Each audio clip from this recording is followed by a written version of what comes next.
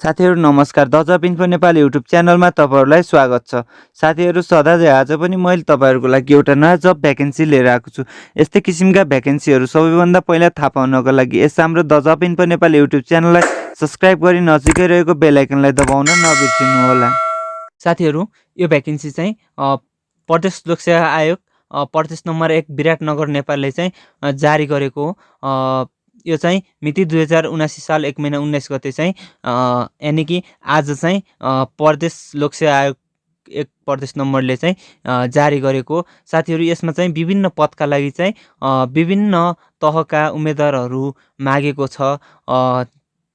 त्यो चाहिँ यहाँ तल भनिएको छ। म सरसर्ती भन्न गइरहेको छु, ध्यान दिएर सुन्नुहोला। स्थानीय सरकार सेवातर्फ निम्न सेवा समूह तथा तहका पदहरूमा खुल्ला तथा समावेशी प्रतियोगितात्मक परीक्षाद्वारा पदपूर्ति गर्नुपर्ने भएकाले देव बमोजिम योग्यता पुगेका उम्मेदवारहरूबाट दरखास्त आह्वान गरिन्छ। तोकिएको न्यूनतम योग्यता पुगेका उम्मेदवारहरूले आयोगको अनलाइन दस्ताखत प्रणाली PSC अनलाइन p1.gov.np मा आवेदन दिनुपर्नेछ। प्रतियोगितात्मक परीक्षाबाट छनौट भएका उम्मेदवारहरूको रोजाइ प्राथमिकता क्रम अनुसार स्थानीय तह तोकी सिफारिस गरिनेछ। यसरी सिफारिस भएका उम्मेदवारहरूलाई सम्बन्धित स्थानीय तहले नै स्थायी नियुक्ति दिनेछन्। सेवाका शर्त र तलब अन्य सेवा सुविधा चाहिँ कानुन बमोजिम हुनेछ।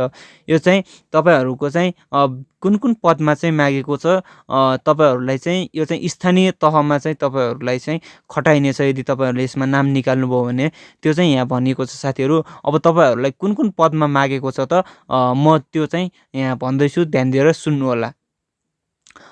तपाईँको चाहिँ खुल्लामा चाहिँ अधिकृत तह चाहिँ 6औं तहको चाहिँ प्रशासनका लागि चाहिँ समूह चाहिँ साप्र जम्मा सङ्ख्या चाहिँ 22 जना चाहिँ अधिकृत 6औं तहका लागि चाहिँ मागेको छ।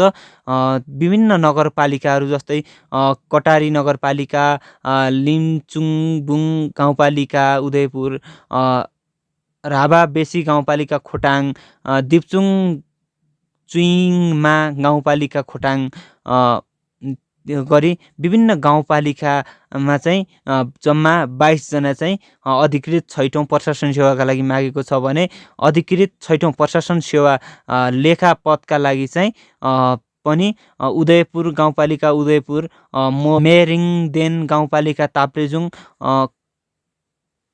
कुमाएक गाउँपालिका 5 थर, अरुण गाउँपालिका भोजपुर गरी जम्मा 5 जना चाहिँ लेखा तिरको प्रशासनमा मागेको छ भने अधिकृत पदकै लागि महिला चाहिँ 6औं तहका लागि प्रशासन साप्रमा चाहिँ 7 जना मागेको छ। यो पनि विभिन्न किसिमका यी विभिन्न गाउँपालिकाहरू नगरपालिकाहरू छन्, त्यसमा चाहिँ मागेको छ। तपाईँले देख्न सक्नुहुन्छ।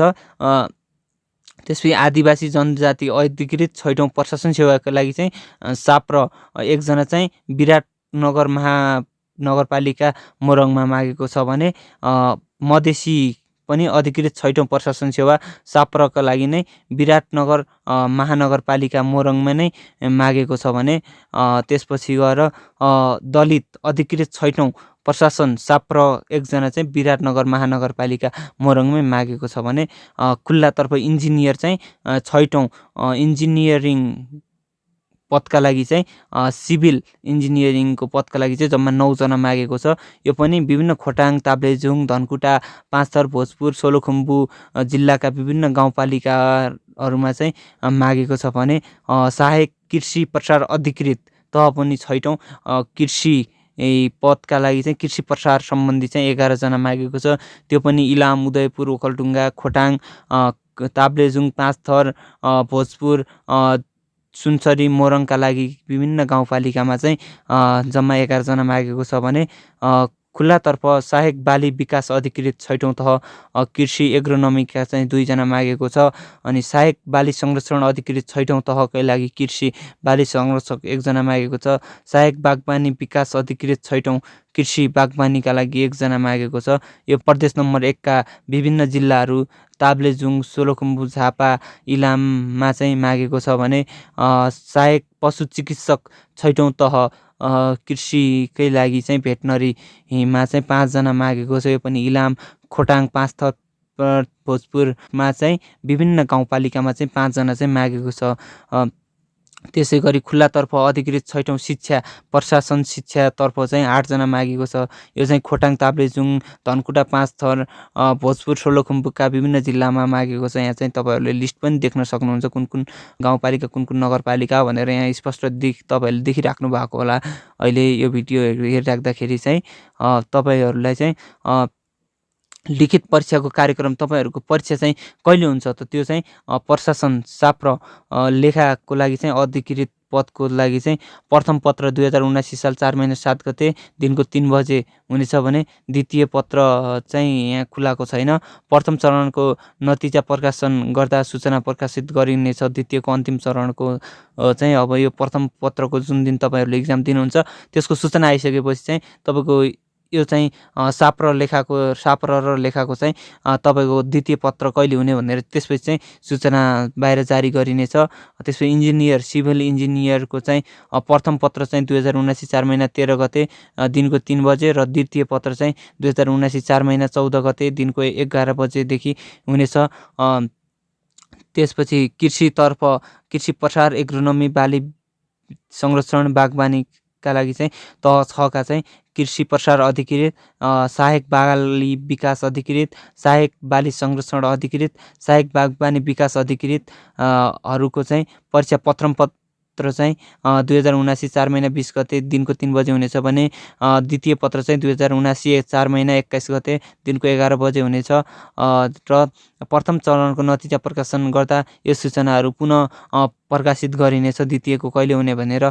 कृषि तर्फको भेटनरी तह 6औँको लागि सहायक पशु चिकित्सक को प्रथम पत्र चाहिँ 2079 4 महिना 27 गते हुनेछ भने द्वितीय पत्र चाहिँ 2079 4 महिना 28 गते हुनेछ। शिक्षा तर्फको प्रशासन सेवामा चाहिँ तह 6औँ अधिकृत पदका लागि 2079 4 महिना 10 गते हुनेछ भने द्वितीय पत्र चाहिँ 2079 4 महिना 11 गते चाहिँ दिनको 11 बजे हुनेछ। तपाईँहरूको द्वितीय पत्रको चाहिँ पुनः सूचना चाहिँ प्रथम पत्रको नतिजा निकालेपछि चाहिँ गरिनेछ। परीक्षाको किसिम चाहिँ लिखित, कम्प्युटरसिप परीक्षण, सामूहिक परीक्षण र अन्तर्वार्ता हुनेछ। परीक्षा केन्द्र चाहिँ प्रदेश नम्बर 1 विराटनगरमा हुनेछ भने परीक्षा दस्तुर चाहिँ प्रत्येक विज्ञापनका लागि दस्ताखत दस्तुर 1000 बुझाउनु पर्नेछ।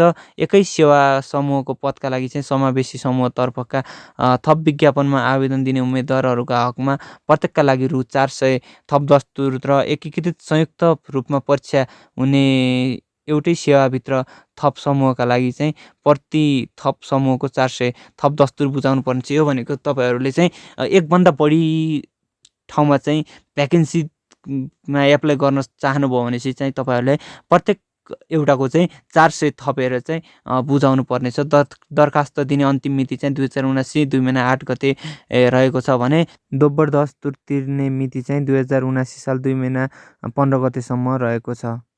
दस्ताखत बुझाउने स्थान र विधि चाहिँ अब यहाँ चाहिँ भनिएको छ, यो चाहिँ ध्यान दिएर सुन्नुहोला। अनलाइन मार्फत दस्तुर बुझाउने विधि चाहिँ आयोगको अनलाइन दस्ताखत प्रणालीबाट फर्म सबमिट गरिसकेपछि ओके बटन क्लिक गरी आफूले एप्लाई गरेको लिस्टमा रहेको तिर्नुहोस् लिङ्कमा क्लिक गर्ने।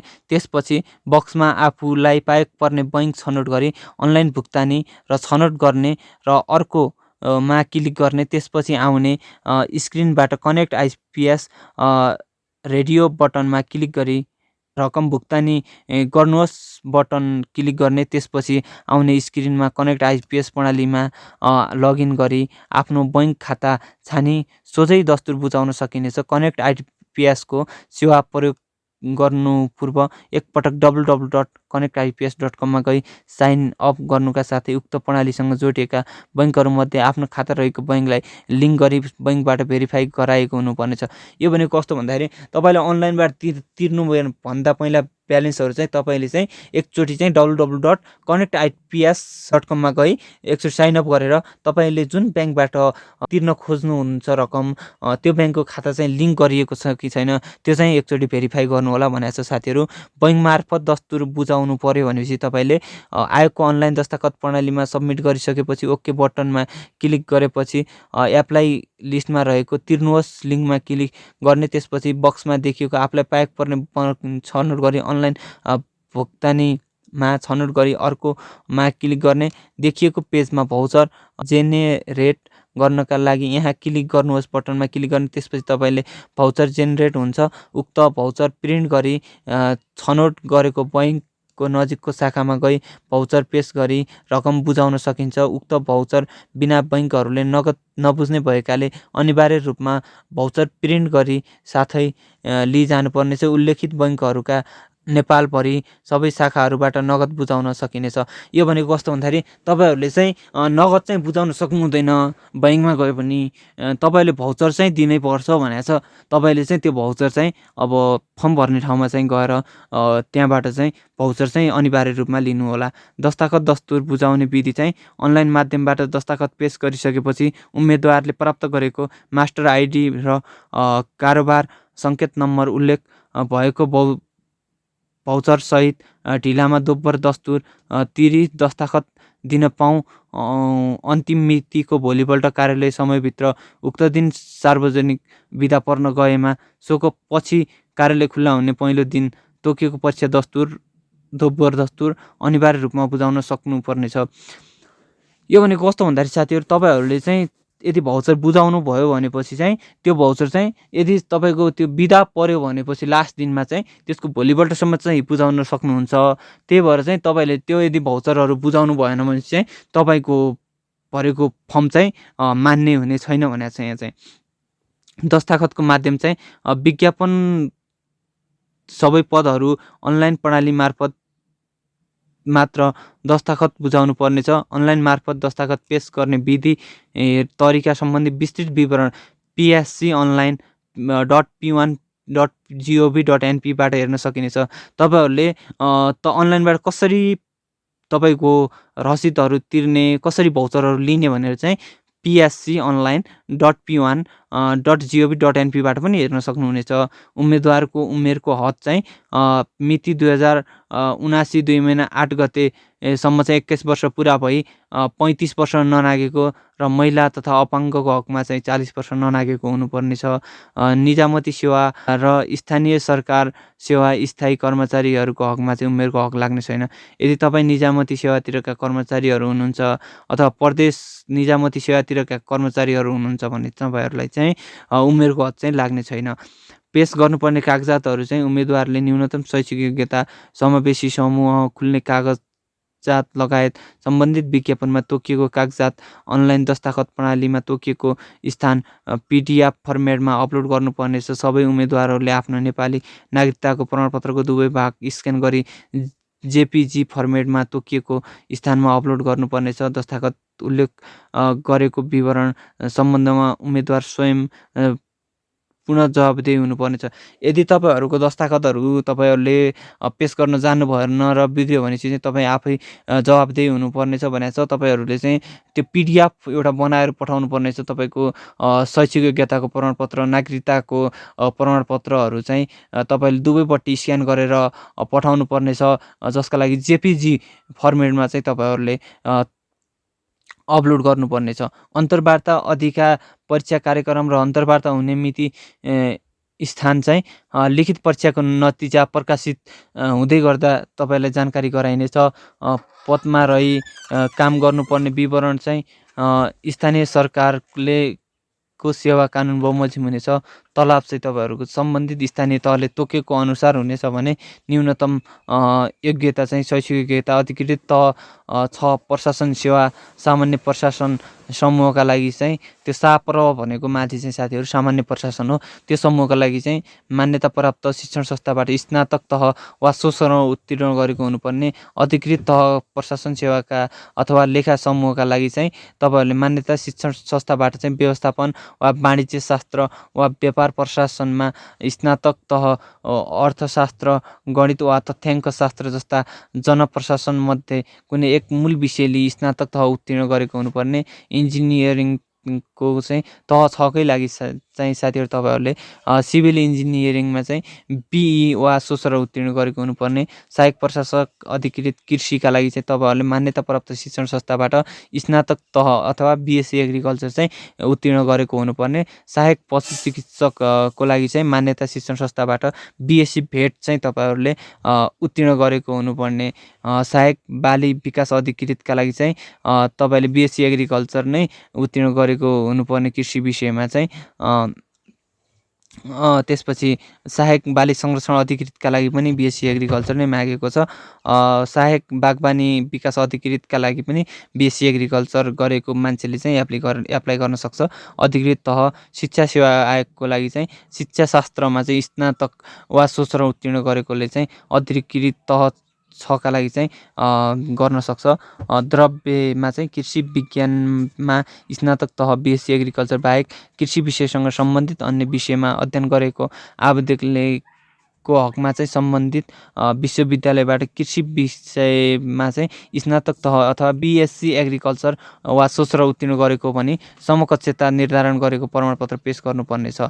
भनेको तपाईँले अब ल्याएको छ त्यहाँ माथि धेरै बागबानीमा खुलाएको छ, त्यसपछि बाली विकासमा खुलाएको छ, त्यस्तै गरी प्रसारमा खुलाएको छ। त्यसका लागि चाहिँ सबै विषय पढेको ब्याचलरमा भनेर चाहिँ सम्बन्धित विश्वविद्यालयले चाहिँ तोकेको हुनुपर्छ भनेको छ। खुल्ला तथा समावेशी परीक्षाका लागि चाहिँ सूचना चाहिँ प्रचलित निजामती सेवा सम्बन्धी कानुन निजामती सेवा ऐन 2049 को दफा 10 बमोजिम अयोग्य नभएको हुनुपर्ने, प्रथम चरण र द्वितीय चरण गरी परीक्षा 2 चरणमा चाहिँ हुनेछ भनेको छ। यहाँ चाहिँ प्रशासन सेवातर्फ प्रथम चरण फर्स्टको परीक्षामा उत्तीर्ण हुनका लागि चाहिँ प्रथम परीक्षाको पूर्णाङ्क 40% अङ्क प्राप्त गर्नुपर्ने छ। तपाईँहरूले 100मा चाहिँ 40 ल्याउनुपर्छ भनेको छ। यहाँ चाहिँ 100 को भयो भने चाहिँ 40 चाहिँ तपाईँले ल्याउनुपर्छ भनेको छ प्रथम चरणमा चाहिँ। अनि त्यसपछि प्रथम चरणको खुल्ला तथा समावेशी परीक्षातर्फ लिखित परीक्षा एकै सिटिङमा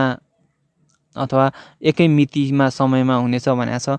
खुल्लातर्फ तथा समावेशी परीक्षामा लिखित परीक्षाबाट छनौट भएका उम्मेदवारहरूको नतिजा प्रकाशन गर्दा वर्णानुक्रम अनुसार परीक्षा हामीले चाहिँ प्रकाशन गर्छौँ भनेको छ।